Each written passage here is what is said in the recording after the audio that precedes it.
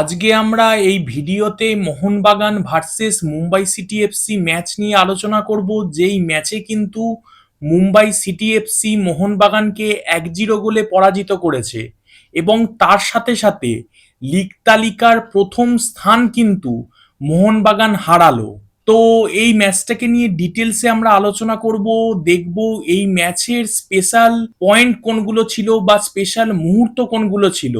এছাড়াও মোহনবাগান ঠিক কোথায় এই ম্যাচটা হারলো, মোহনবাগান প্লেয়াররা কে কেমন খেলেছে, তাছাড়াও কোচ লোবেরা তার কি কোথাও ভুল ছিল এই ম্যাচে স্ট্র্যাটেজিতে, সেই নিয়েও আলোচনা হবে। তো চলো ভিডিওটা শুরু করা যাক। Welcome to A to Z sports voice. তোমরা যদি চ্যানেলে প্রথম এসে থাকো তাহলে সাবস্ক্রাইব করে বেল আইকনটাকে বাজিয়ে দাও ফুটবল এবং ক্রিকেট সংক্রান্ত যাবতীয় আপডেট পাওয়ার জন্য। আর ডেইলি আপডেটেড থাকার জন্য আমাদের আদার social media ID Facebook, Insta এগুলোকে ফলো করে রাখতে পারো। নাও কাম টু দ্য পয়েন্ট। প্রথমেই যদি ম্যাচের কথায় আসি, দেখো মোহনবাগান কিন্তু ম্যাচটাকে খুব ভালোভাবেই শুরু করেছিল, দুই উইং দিয়ে আক্রমণ করছিল এবং শুধু তাই নয়, ফার্স্ট 15 থেকে 20 মিনিট মোহনবাগান কিন্তু ভালো প্রেস করছিল। ইভেন যেটা মোহনবাগানের স্ট্রং পয়েন্ট নয়, সেই মিডফিল্ড নির্ভর আক্রমণও কিন্তু মোহনবাগান তুলে আনছিল। বিশেষত আপুইয়া থাপা দুই মিডফিল্ডারের থেকে কিন্তু বল পাচ্ছিল দুই সাইড ব্যাক, কখনো সুভাশিস বোস কখনো অভিষেক টেকচাম সিং, তাদের থেকে বল যাচ্ছিল উইঙ্গারদের কাছে, কখনো লিস্টন কোলাসো কখনো জেসন কামিন্সের কাছে। সেখান থেকে কিন্তু ম্যাকার উদ্দেশ্যে বল ভাসানো হচ্ছিল। কিন্তু ফার্স্ট 15 থেকে 20 মিনিটের পরই কিন্তু মোহনবাগানের তাল কাটে এবং মোহনবাগান প্লেয়াররা তারপরে যে কি পরিমাণ প্যানিক করেছে তোমাদের বলে বোঝাতে পারবো না। তোমাদের বলি আমি, মুম্বাই সিটি এফসির প্লেয়ার নৌফল, তার সাথে সাথে ছাংতে আর হরে পেরেরা ডেয়াজ, এই তিনজনই কিন্তু মোহনবাগানকে দেখলে একটু বেশি ভালোই খেলে, বা বলা ভালো স্পেশালি হরে পেরেরা ডেয়াজ, যে কিন্তু মোহনবাগানকে দেখলে এক প্রকার তেতে যায় এবং সে কিন্তু আজকের ম্যাচেও দুর্দান্ত খেলেছে এবং সে এমন একটা বল বাড়ায় যে পুরো মোহনবাগানের ডিফেন্সই কিন্তু একটা সময় কেটে গেছিল এবং মুম্বাই সিটি এফসি প্লেয়ার প্রায় বক্সে ঢুকে গেছিল, থ্যাঙ্কস টু মেহতাব যে সে হেড করে বলটাকে ক্লিয়ার করে। তার পর মুহূর্তেই কিন্তু ছাংতে বক্সে একটা দুর্দান্ত বল পেয়ে যায় এবং বিশাল কাইত তার কিন্তু দুর্দান্ত প্রচেষ্টা তাকে গোল করা থেকে আটকায়। এবং দেখো কতগুলো আক্রমণ বিশাল কাইত যে এই ম্যাচে আটকেছে তোমাদের বলে বোঝাতে পারবো না। বিশাল কাইতের হাত যদি না থাকতো, মোহনবাগান কিন্তু একাধিক গোলে এই ম্যাচে পরাজিত হতে পারতো বা হারতে পারতো। এটা মানে তোমরা বিশাল কাইতকে ধন্যবাদ দাও যে সে এত ভালো খেলেছে। এবং ম্যাচের 26 মিনিট নাগাদ ছাংতের থেকে বল পায় পেরেরা ডিয়াস, পেরেরা ডিয়াস সেই বলটাকে পাস করে দেয় জনি কাউকোকে।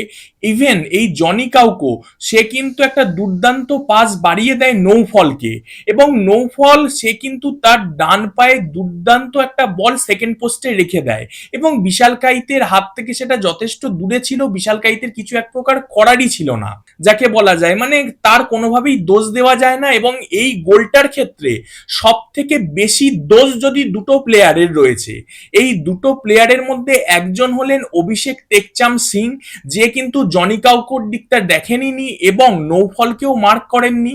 আর সেকেন্ড জন হচ্ছে মেহতাব সিং, যে কিন্তু কিছুক্ষণ আগে তোমাদের বললাম দুর্দান্ত হেড করে সে কিন্তু একটা গোলের প্রচেষ্টাকে ব্যর্থ করেছিলেন, সেই তিনি কিন্তু একটু খেয়াল রাখলেন না জনি কাউকো কিংবা নৌফলের দিকে। অন্তত যদি একবার নতুন আসা টেকচামকে একবার যদি উনি একটু নক করে দিতেন, হয়তো সে মার্কটা করে নিত। এবং এই ফার্স্ট 20 মিনিটের পর থেকে মুম্বাই সিটি এফসি একের পর এক আক্রমণ তুলে এনেছে। তাহলে তোমরা বলবে দাদা মোহনবাগান কি কোনো সুযোগই পায়নি? হ্যাঁ পেয়েছিল। মোহনবাগান কিন্তু পুরো ম্যাচে মাত্র দুটো সেরা সুযোগ পেয়েছিল। একটা সুযোগ তাদের আসে যেখানে কামিন্স হেড করে, কিন্তু কামিন্সের হেডে কিন্তু পাওয়ার ছিল না, যেটা কিন্তু ফার্স্ট হাফেই মোহনবাগান পেয়েছিল। আরেকটা সেরা সুযোগ মোহনবাগান পেয়েছিল ফার্স্ট হাফের এক্সট্রা টাইমের মাথায়, মানে ওই 45-46 মিনিট এই সময়টা, তখন কিন্তু পেত্রাতস একটা ফ্রি কিক পায় এবং দুর্দান্ত বল কিন্তু সে রাখে এবং যেটা অন টার্গেট ছিল এবং পূর্বা লাচেংপা সে কিন্তু দুর্দান্ত প্রচেষ্টায় সেই বলটাকে কিন্তু প্রতিহত করে। এবং এই ম্যাচে মোহনবাগানের তিনজন প্লেয়ার কামিন্স, লিস্টন আর তার সাথে সাথে পেত্রাতস। কামিন্স সে কিন্তু স্পেশালি শুরু করেছিল লেফট উইং এ, লিস্টন কোলাসো সে রাইট উইং এ, আর পেত্রাতস নাম্বার 10 এর জায়গাটা খেলছিল।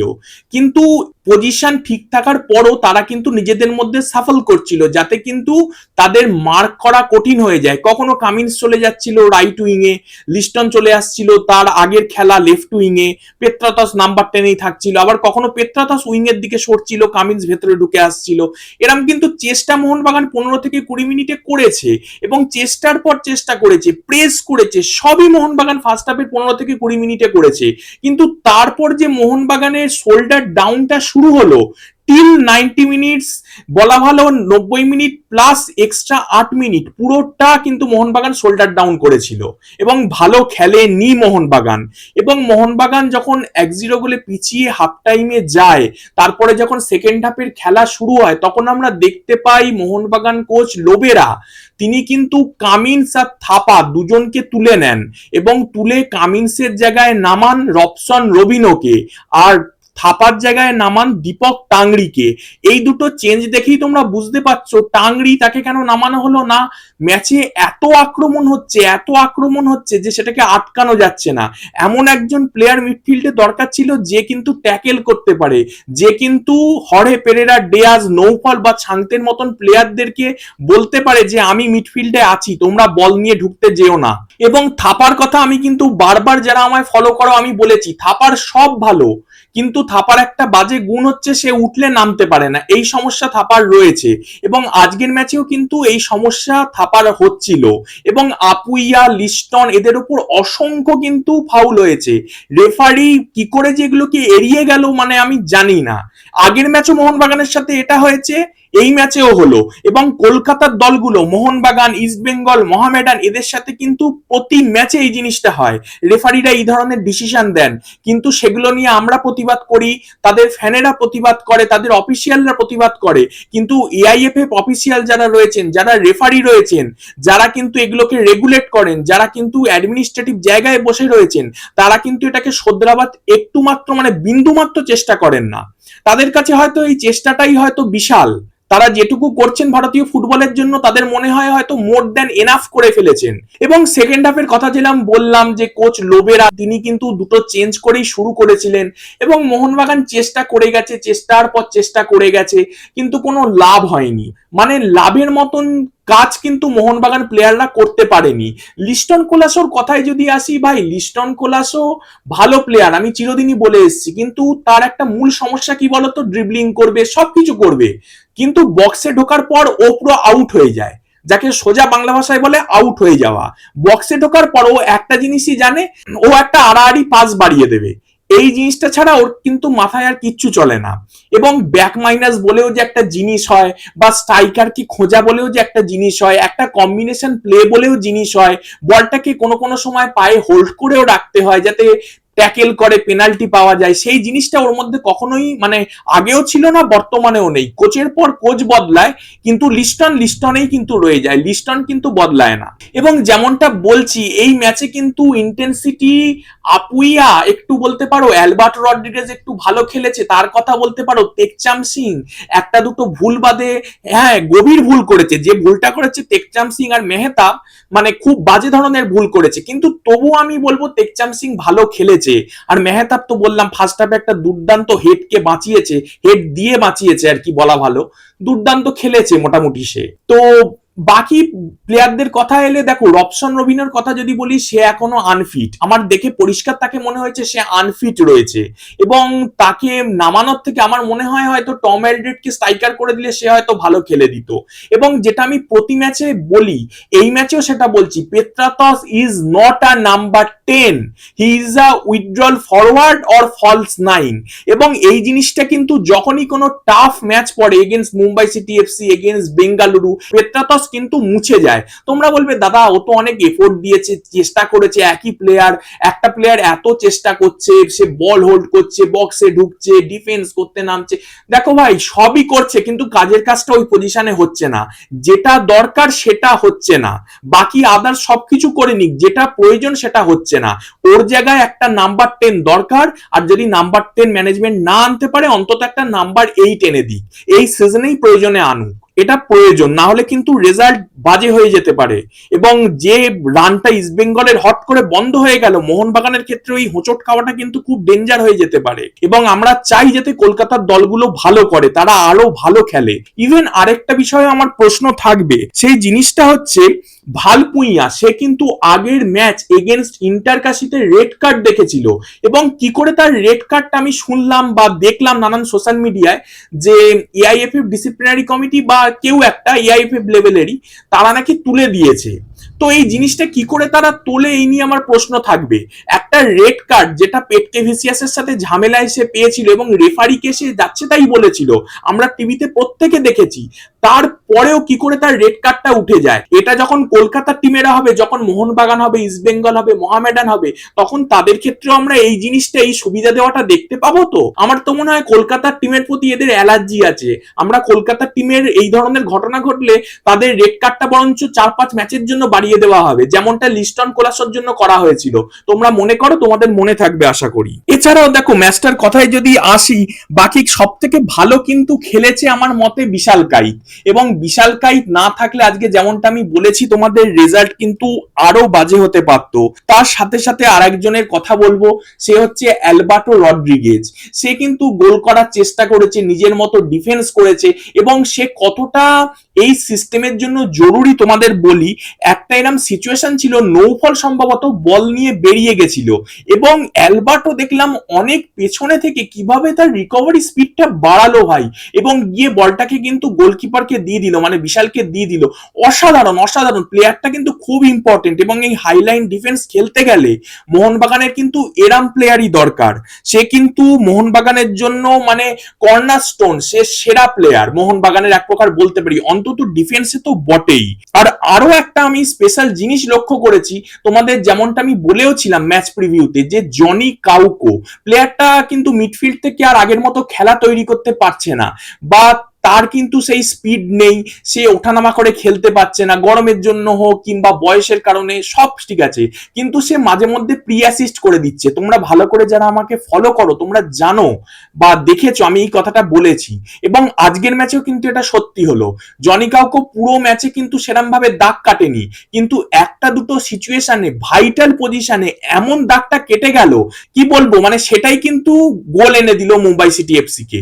তার যে কোয়ালিটি, এক্সপিরিয়েন্স, সেটা কিন্তু সে মাঠে আবার দেখালো। এবং লোবেরার কথায় যদি আসি, দেখো ভাই লোবেরার সব ভালো, কিন্তু সব থেকে বড় যে সমস্যাটা লোবেরার, যেটা সে কিন্তু কোনো প্ল্যান বি বা সি তার নেই। আজকে কিন্তু আমরা বেঙ্গালুরুর এগেনস্টেও সেটা দেখেছিলাম, আজকেও দেখলাম যে লোবেরা কিন্তু যখন তার attack attack attack, Highline defence, press, এইসব যখন তার কাজ করে না, তার হাতে কিন্তু সেকেন্ড কোনো অপশনই থাকে না। ইভেন আমার আরো একটা তার সম্বন্ধে অভিযোগ আছে আমার মতে, যে মনবীর সিং, সে তো প্রতিষ্ঠিত রাইট উইঙ্গার, যখন আজকে রবিনো প্রথম থেকে খেললো না, তখন আমি মনবীর সিংকে রাইট উইং এ খেলিয়ে দিই, লিস্টনকে নিয়ে চলে আসি বাঁদিকে, আর নাম্বার 10-এ যেহেতু পেত্রাথস আগের ম্যাচে অনেক গোল মিস করেছে, কামিন্সকে খেলাই। কেন এই জিনিসটা তিনি করলেন না? তিনি তো মানে এক্সপেরিমেন্ট করতে যাচ্ছেন। কোচ অস্কার, ইস্ট বেঙ্গলের কোচ অস্কার, তিনি যে এক্সপেরিমেন্টাল মোডে চলে গেছিলেন, সেম মোডে যেন মনে হচ্ছে লোবেরাও যাচ্ছেন। কি দরকার ছিল?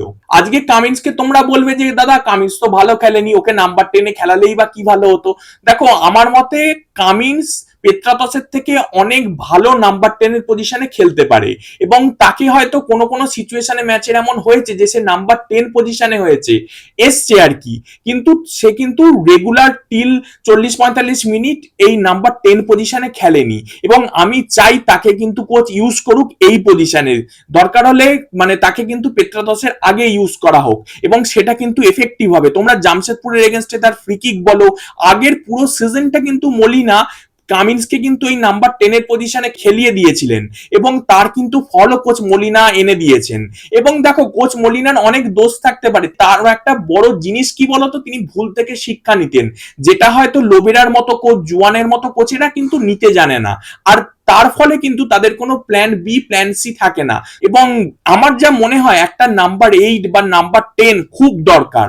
আর এই ভালপুইয়া, তাকে যে কি করে আজকে খেলানো হলো, এই জিনিসটার উপর আমার বড় জিজ্ঞাসা চিহ্ন রয়েছে এবং থাকবেও। যতদিন আমি এই ফুটবল কন্টেন্ট বানাবো, আমার মধ্যে এই প্রশ্ন চিহ্ন থাকবে। আর যদি মুম্বাইয়ের ক্ষেত্রে এই ধরনের নিয়ম লাগু করা যায়, একটা রেড কার্ড দেখা প্লেয়ারকে, স্টেট রেড কার্ড, তাকে তুলে নেওয়া যায় সেই রেড কার্ডকে, তাহলে তো সেটা মোহনবাগান, ইস্ট বেঙ্গল, মোহামেডান, যারা কলকাতার দল, যারা ভারতীয় ফুটবলকে এতটা সার্ভ করেছে, ভারতীয় ফুটবল কি বলছি, ভারতের স্বাধীনতা এদেরকে বাদ রেখে মানে বলতেই পারবে না তুমি, তাহলে তো এদের ক্ষেত্রে আগে তোমাকে এরকম রেড কার্ড গুলো তুলে দিতে হয়। এদের পরের পরে প্লেয়ারদের ফাউল করা হয়, একটা ইয়েলো কার্ড দেখানো হয় না, এবং সেক্ষেত্রে কিন্তু এআইএফএফ সরব হয় না। সেক্ষেত্রে কোনো তাদের অফিসিয়াল বেরিয়ে এসে বলে না যে এক্ষেত্রে ভুল হয়েছে, এই কার্ডটাকে উইথড্র করে নেওয়া হলো। এটা আমরা দেখতে পাই না, কিন্তু মুম্বাই সিটি এফসির ক্ষেত্রে দেখতে পাই। এটাই হচ্ছে ভারতীয় ফুটবলের বর্তমান অবস্থা। যাই হোক, মোহনবাগান আজকে ভালো খেলেনি, অগোছালো ফুটবল খেলেছে এবং খেলেই কিন্তু মোহনবাগান হারলো এবং নিজেদের কাজ কিন্তু নিজেরা কঠিন করলো। জামশেদপুর যে পয়েন্ট নষ্ট করেছিল, তার কিন্তু সুবিধা মোহনবাগান নিতে পারলো না। এরপর থেকে মোহনবাগানের ওপরেই কিন্তু নির্ভর করবে, বা বলা চলে মোহনবাগান কোচ ও ফুটবলারদের ওপর নির্ভর করবে, যে তারা কি আইএসএল লিগ শিল্ডের হ্যাটট্রিক করতে পারবে, নাকি আইএসএল লিগ শিল্ডের হ্যাটট্রিকের স্বপ্ন স্বপ্নই থেকে যাবে। তো আমার মনে হয় মোহনবাগান এর পরেও ফিরে আসবে, কারণ আমরা জানি মোহনবাগান সেই যারা লড়াই করে হার না মানার। এই মোহনবাগানই সেই মোহনবাগান। তো আশা করি তারা জার্সির মর্ম বুঝবে, মোহনবাগানের মর্ম বুঝবে এবং ফুটবল খেলে এই মাটিতেই তারা চ্যাম্পিয়ন হবে, এই মাঠেতেই তারা চ্যাম্পিয়ন হবে। তো চলো, ভিডিওটা যদি তোমাদের ভালো লাগে তাহলে সাবস্ক্রাইব করে বেল আইকনটাকে বাজিয়ে দাও, লাইক করো, কমেন্ট করো, শেয়ার করো। Thanks for watching. জয় হিন্দ, জয় ভারত।